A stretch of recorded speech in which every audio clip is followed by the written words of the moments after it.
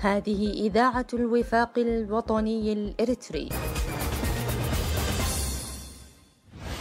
مرحبا بكم مستمعينا الكرام مع إشراقة شمس كل سبت، ومن إذاعتكم صوت الوفاق الوطني الأريترية. بعد أن استمعنا للفترة الأولى من بث إذاعتنا بلغة التجرينية، نقدم لكم ما يشرح الصدور وينير العقول. هنا إذاعة صوت الوفاق الوطني الإريتري. مستمعي إذاعة الوفاق الإريترية، السلام عليكم ورحمة الله وبركاته، وأسعد الله أوقاتكم أينما كنتم بكل خير. عند قيام الثورة الإريترية في العام 1961 بقيادة الشهيد البطل حامد إدريس عواتي، كان جل أعضائها من الشباب المسلح بالشجاعة والإقدام وبذل كل شيء في سبيل تحرير إريتريا من المستعمر الإثيوبي، فكان لهم ما أرادوا، حيث توجت مجاهداتهم بطرد المستعمر ذليلا من إريتريا وإعلان تحرير كامل التراب الإريتري. واليوم يقتفي الشباب الإريتري الثائر أثر أولئك الآباء الأماجد لإسقاط الطاغية الجاثم على صدر الشعب وبناء إريتريا الديمقراطية، ولا يتأتى ذلك إلا بالتضحية والإخلاص وبذل المال والوقت والنفس، كما فعل قادة وجنود الثورة. وعلى الشباب اليوم في إريتريا أن يضاعفوا الجهود في رسم طريق الحرية والعدالة للأجيال القادمة. أيها الأعزاء الكرام، فيما يلي نقدم لكم تعليقا سياسيا بعنوان: شباب الوطن هم الإرث لأجيال المستقبل. متابعة طيبة. هنا إذاعة الوفاق الوطني الأريتري. شباب الوطن هم أصحاب الإرث لأجيال المستقبل. شباب الستينات كان لجوءهم داخل الوطن، وتحديدا من أجل الانخراط في النضال والاستقلال والتضحية. التضحية من أجل بناء أريتريا الحرة والمشرقة بنورها، وبناء دولة العدل والقانون. تضحية من أجل إحياء أمنيات شعبهم، والتضحية من أجل تشييد صرح ديمقراطي متين. كان النضال ضد نظام إمبراطوري كهنوتي مضجج بشتى أنواع الأسلحة المقدمة له من قبل قوى خارجية عظمى أضعاف مضاعفة ما كان بحوزة المناضلين. كانوا يقاتلون وهم جياع البطون وعراة الظهور، مسلحين بالأمل واثقين بالنصر، ومفكرين بالسلام والرخاء والسؤد الداخل أريتريا الحرة. بهذا الإيمان والنظرة والتفكير انخرطوا إلى الميدان في النضال المسلح. ولم يكن قوة العدو هو التحدي الوحيد الذي واجه المناضلون السابقون، حيث شبت نيران المعارك البعضية بين المقاتلين أنفسهم، مما أضعف الثورة وأخر ميعاد النصر على العدو الأول. ثم تلا ذلك تحديات المصالح الشخصية وأطماع القيادات التي جعلت اهتمامها الأول التمركز في القيادة بدلا من تحرير الشعب والوطن. ثم ارتكاب مجازر وجرائم الاغتيالات ضد المناضلين الشرفاء الطموحين في تمكين الديمقراطية ورأي الجماهير. فكانت تتم تصفيتهم الجسدية بالسر والعلن بالبارود من أمامهم ومن ظهورهم بأوامر من القيادة الفاشية داخل التنظيم. فأصبح المناضل محشورا بين العدو المحتل وبين القيادات الانتهازية. ومع كل هذه التحديات استطاع المناضلون من هزيمة العدو ونيل الاستقلال. وبما أن المناضلين دخلوا المدن مثقلين كاهلهم بكل تلك التحديات والأعباء، فكان الاستقلال وكأنه ولد يتيما ليس فيه مقومات ما كافح من أجله شباب الستينات من عدالة ورخاء وديمقراطية. أما حقوقه في الدولة الفتية من العدالة والرخاء والديمقراطية واختيار القيادات المناسبة والشفافية في تداول الحكم بين مكونات الشعب قاطبة بمختلف انتماءاتهم القبلية والدينية والمناطقية، فلم يجد الشعب من يحركه ويقوده إلى نيل حقوقه المشروعة. أما الوطن فبسبب سياسة النظام القمعي الاستبدادي لأسياس وزمرته، فقد أبادوا المناضلين المعاقين وأطفأوا نور التعليم، وتوسعوا في بناء السجون والزنزانات، وتصفية المسلمين بدعوى انتمائهم للحركات الجهادية، والتخلص من الشباب في معارك طاحنة مع دول الجوار، وباغتيالات الجماعية كما حدث في واقعة عد أبيتو، والرمي بالسيادة الوطنية والمواثيق الدولية والدستور المصادق عليه عرض الحائط، وانتهك جميع الحقوق الإنسانية ثم قام بتهميش الجهاز الإعلامي والسياسة والاقتصاد. لهذه الأسباب وغيرها نجد وطننا الغالي في حالة سيئة يرثى لها، ونتيجة لتلك السياسات المتعفنة والإدارة الخبيثة لنظام أسياس وحزبه نشاهد الأراضي الخصبة تضمحل، ورقعة الأراضي المتصحرة تتوسع كل يوم، والعوائل عن بكرة أبيها تستأصل من مزارعها وقراها، حتى أصبحت إريتريا على شفا انهيار من تواجد مواطنين أصليين فيها. يا أبناء المناضلين البواصل، وخاصة أجيال الثمانينيات والتسعينات، مع إشراقة عهد الاستغلال لم يتأذى ويهان ويمتحن ويذل ويستعبد جيل مثلكم في كافة المعمورة بلا مبالغة. هذه حقائق يدركها العالم. كان من المفروض أن تعيشوا سعداء كرماء أعزاء داخل وطنكم المستقل، وتكملوا تعليمكم العلمي والمهني، إلا أن النظام الفاشي الهجدفي وقائده أسياس لم يتح لكم الفرصة، بل حال دون إكمال دروسكم فأغلق أبواب الجامعة الوحيدة في البلد، ثم إرسالكم بالشاحنات إلى جبهات القتال للموت. ومن سلم من الهلاك للسخرة والتشغيل المجاني والعبودي وما تبعه من التشرد والبؤس والهلاك. أما عن وضع الفتيات ونساء الوطن فأنتن أدرى من غيركن ما جلب عليكن هذا النظام من الحسرة والمهانة والخزي والعار في شرفكن وعرضكن. لذا أناشدكن أن تسطرن وتسجلن كل الويلات التي لحقت بكن بسبب هذا النظام الجائر، ليعرف الجميع والأجيال القادمة وحشية هذا النظام الاستبدادي. بالنسبة للمجندين الجبري والمشردين في شتى أرجاء العالم، أنتم تدرون ما حل بزملائكم في الأدغال والميدان والصحاري وعرض البحار، أصبحوا لقمة للذئاب والحيتان. لذا عليكم عبئا ثقيلا لإخلاد ذكراهم ونشر مآسيهم في كل الأنشطة والمناسبات، إلى أن ينال شعبنا طعم الحرية والعدالة والرخاء. ولو كان شباب الثمانينيات والسبعينيات قام بأداء واجبه في التصدي لهيمنة أسياس وحزبه الفاشي، لأصبح حال وطننا وشعبنا أحسن مما هو عليه الآن. إن وطننا الغالي وإريتريا المجيدة وهي تحتضر لتدعو الكبار والصغار إلى نجدتها وبعث الحياة فيها، لأن الأمر لا يحتمل السكوت عنه، وجميع شعبنا عدا الانتهازيين والمنتفعين من نظام أسياس يدركون هذه الحالة البائسة.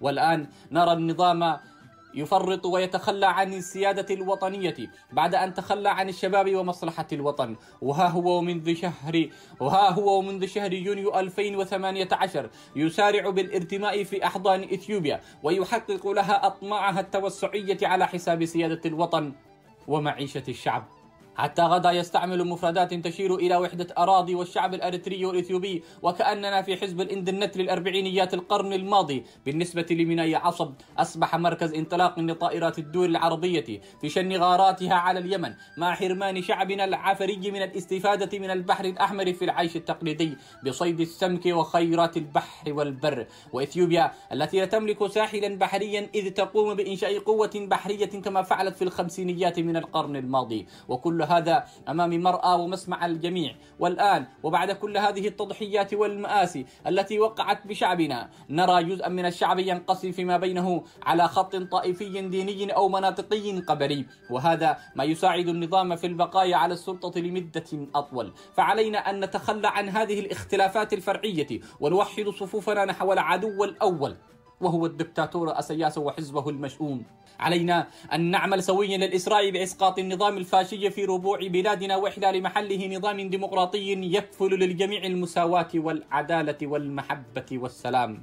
نعم، نحن الشيبان نتحمل اللوم على العمل الكافي، نحن الشيبان نتحمل اللوم عدم العمل الكافي في توحيد الجهود والصف، ولكن جاء دوركم أيها الشباب في إصلاح ما أفسده النظام. أنتم الأقدر فينا لتصحيح المسار، ولا تنسوا أنكم أبناء المناضلين الأوائل والوطنيين الأصليين. إن أمل الوطن يكمن في شعبها، وعندما نتحدث عن الشباب نعني بذلك ذكورا وإناثا في داخل الوطن وفي المهجر، لأن همكم هي إريتريا. لذا أرجو منكم النشاط والانخراط في العمل التنظيمي السياسي والوطني لانتشال إريتريا من الوحل الذي وقعت فيه، وإنقاذ الشعب من الدمار الذي حل به بسبب هذا النظام القمعي. يا شباب الوطن، إريتريا تدعوكم بل وتطالبكم بقلع نظام أسياس من جذوره وإحلال محله حكما يضمن للجميع الحرية والعدالة في ربوع الوطن، إعادة فتح باب التعليم العالي والتحصيل العلمي لكي تواكب بلدنا بلدان العالم في التقدم والعيش الكريم، وشبابنا في القوات المسلحة عليهم عبء كبير في اللعب بدورهم لحماية الشعب من جور الطاغية وإسقاط النظام بالطرق والوسائل المتاحة لديكم. وعلى الشباب كافة البحث والعمل الدؤوب لإيجاد مخرج مما نحن فيه وتغيير الوضع الحالي وإسقاط النظام بشتى الوسائل الممكنة. كونوا دائما متفائلين وقادرين على تخطي الصعاب. كونوا واثقين بأن ظلام الليل سينجلي بنور الصباح. الرخاء والحرية والعدالة لشعبنا الإريتري الصامد. المجد والخلود لشهدائنا الأبرار. هنا إذاعة صوت الوفاق الوطني الإريتري. مستمعي إذاعة الوفاق، أهلا ومرحبا بكم. عصابة الهجدف ومنذ ظهورها الأول في الساحة الإريترية اتخذت من الإخفاء والتصفية الجسدية وسيلة للتخلص من المناضلين الشرفاء، فكم تلطخت أيديها بدماء المناضلين في الميدان، وكم أخفت عددا منهم قسرا ولم يعرف مصيرهم حتى الآن.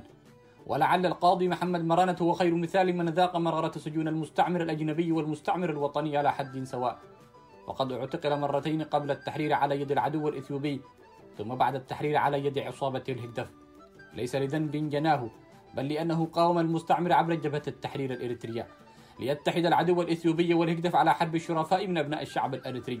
ثم استمر مسلسل الاعتقالات وشمل عدد كبير من الأحرار في العام 92 و94، وحتى يومنا هذا لا أثر لهم، هل هم أحياء أم أموات، ليلحق فيما بعد كل من تجرأ بالسؤال عنهم، إذ تقدر المنظمات الدولية عدد معتقلي الرأي والضمير في إريتريا ب10,000 معتقل.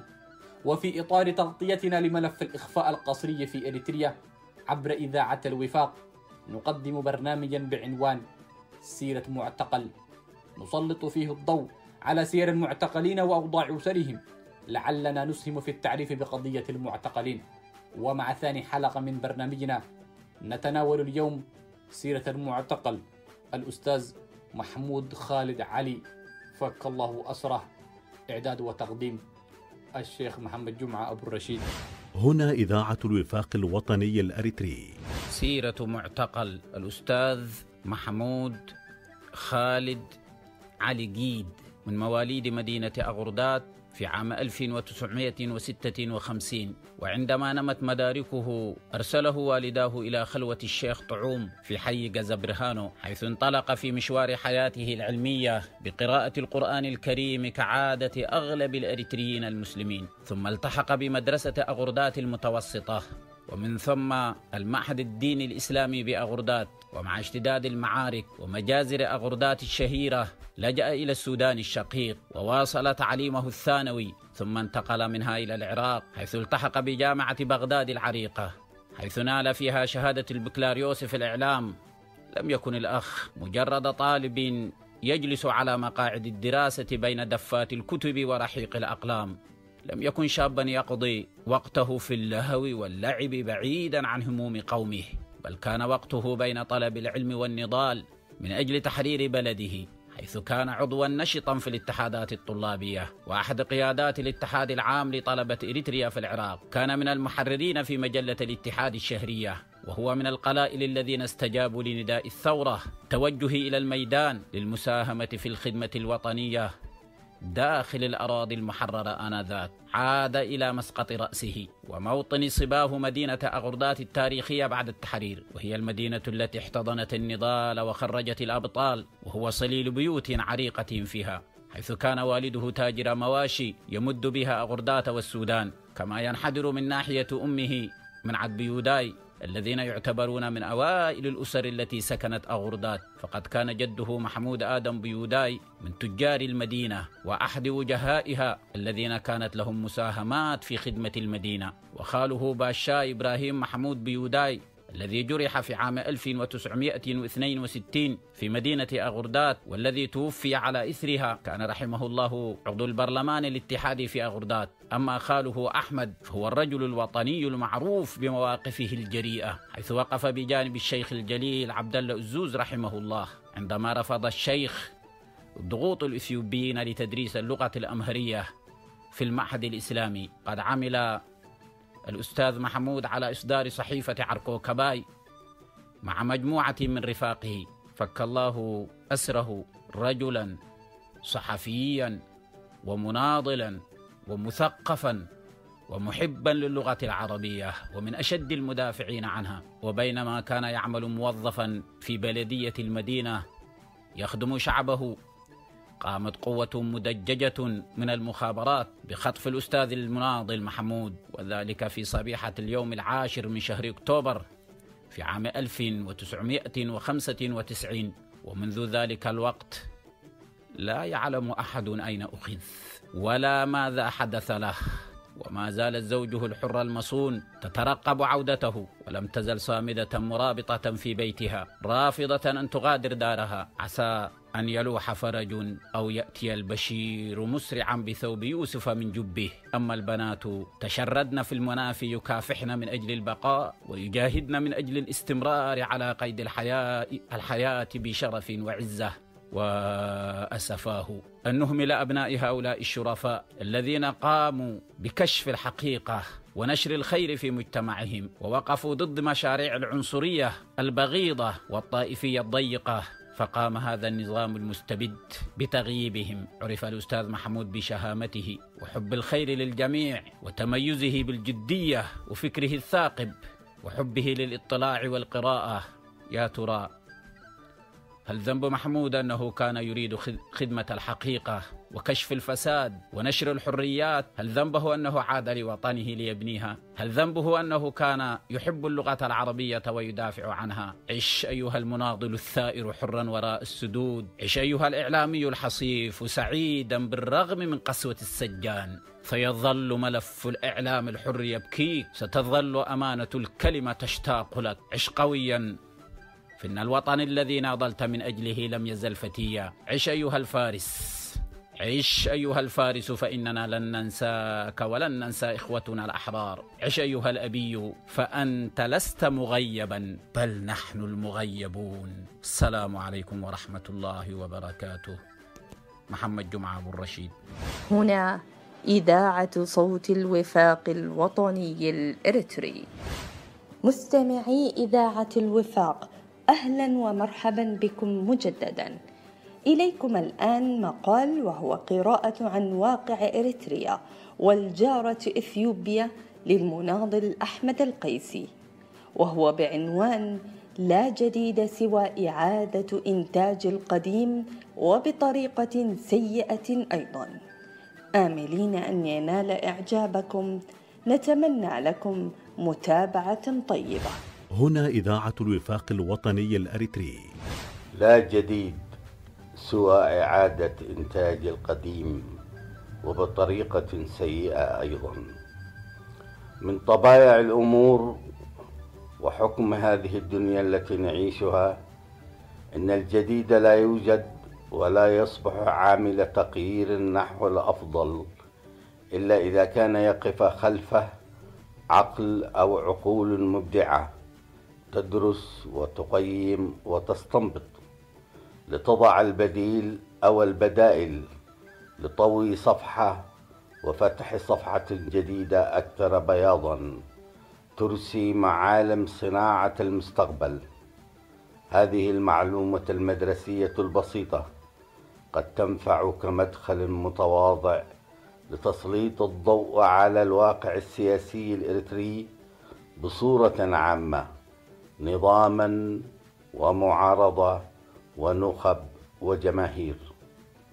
واقع الحال، نحن أمام واقع ومشهد سياسي غاية في التعقيد وعميق في الالتباس وخطير في النتائج. منذ التحرير البلاد والناس والكل يجتهد ويصنع حلمه لشكل المستقبل أفرادا وجماعات وكتل وطوائف ونخب، وهي ظاهرة صحية لا خلاف عليها، كون الجامع للكل هو البحث عن عقد اجتماعي يكون قاسما مشتركا للعيش المشترك بحرية وحقوق متساوية كمبدأ، وعدالة لا تميز بين هذا وذاك. المهم كان المسار معبدا لأي خطوة نحو هذا الهدف، ويعود السبب الرئيسي إن الجميع وبقناعة شبه مطلقة مهما بلغ حجم التحفظات التي يحملونها في داخلهم ينظرون إلى حجم الثمن الذي دفعه الشعب على مدى 30 عاما والكلفة البشرية والدمار المادي والنفسي.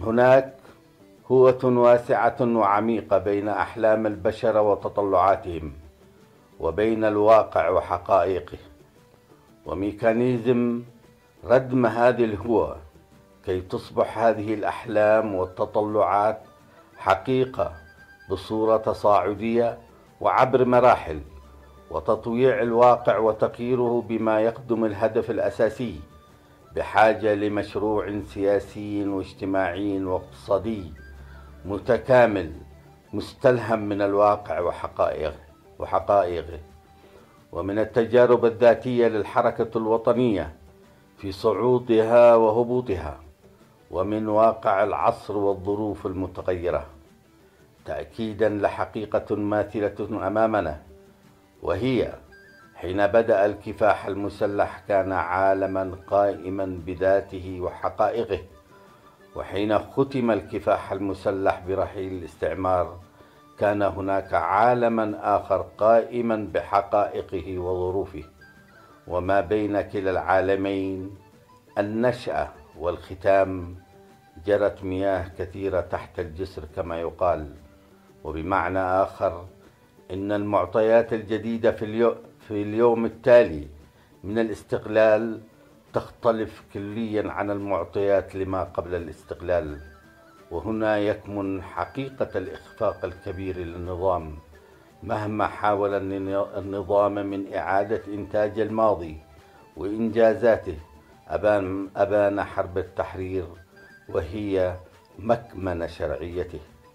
ومن سوء الطالع إن الأمور جرت خلاف المتوقع، بل يمكن القول إن المحصلة لهذه النهاية كانت مأساوية بكل المعايير، فالنظام أو أولئك الذين آلت إليهم السلطة وصناعة القرار بفعل الأمر الواقع كقوة عسكرية وسياسية تمكنت في لحظة فارقة من التاريخ أن تنجز مهمة الاستغلال، لم تكن بكل أسف قادرة للمواصلة وفق المعطيات السياسية الجديدة لبلوغ الهدف الأسمى لمفهوم الاستقلال الوطني واستحقاقاته.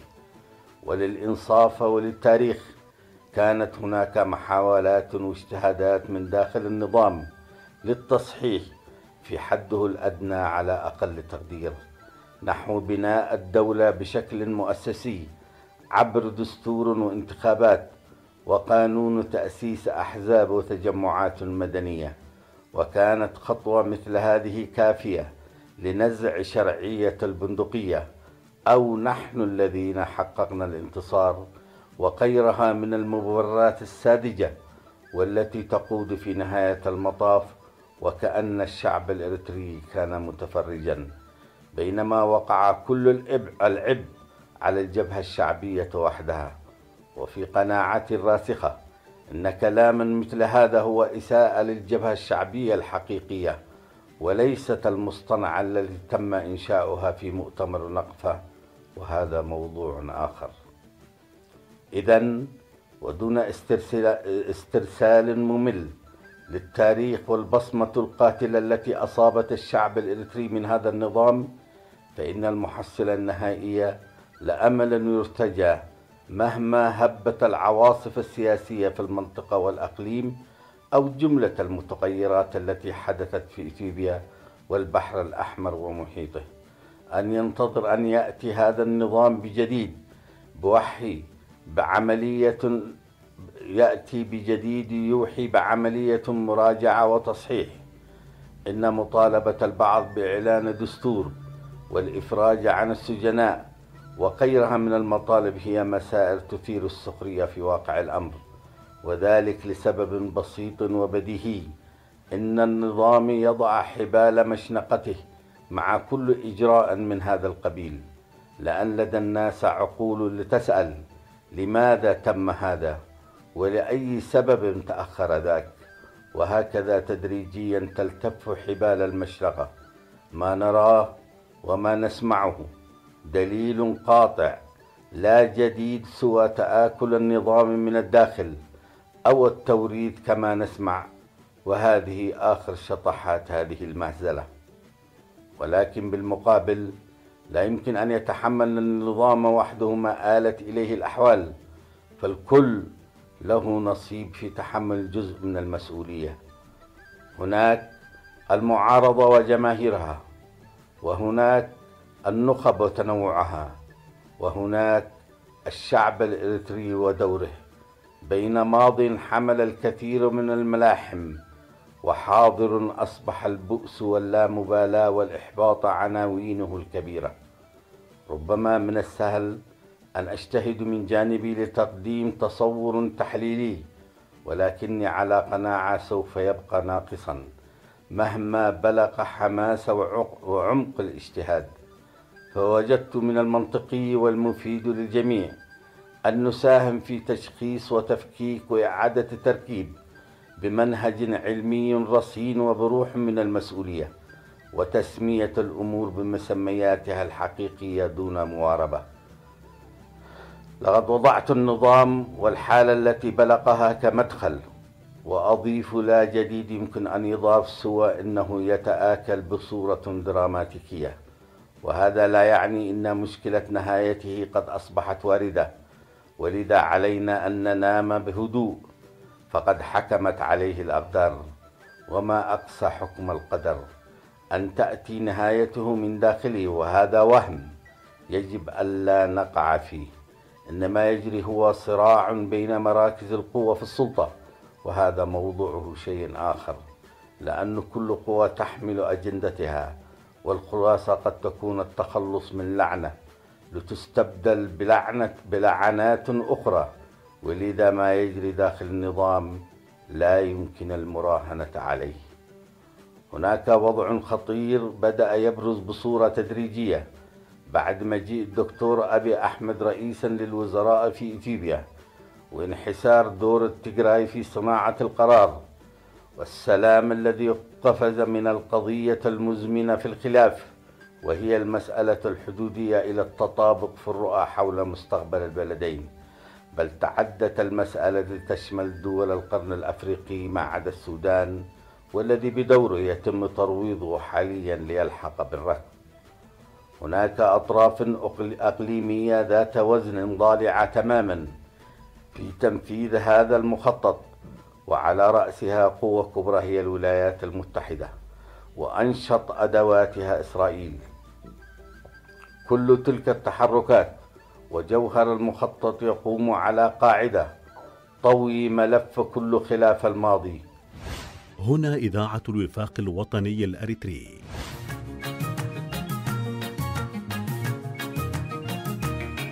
بورانت إيدينا أباينت فنجينا، بورانت إيدينا أباينت فنجينا، اللينا دي ملينا، اللينا دي ملينا فاطام، اللينا اللينا دي ملينا، اللينا دي ملينا فاطام، اللينا.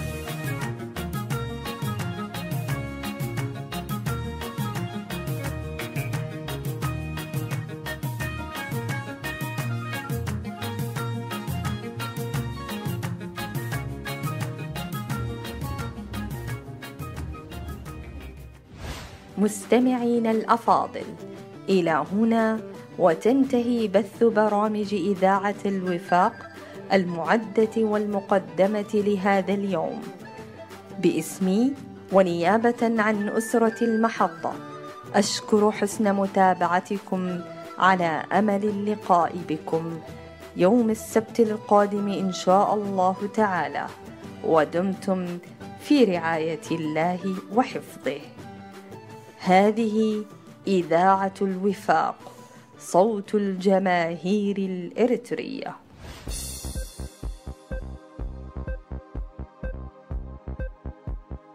هنا إذاعة الوفاق الوطني الأريتري.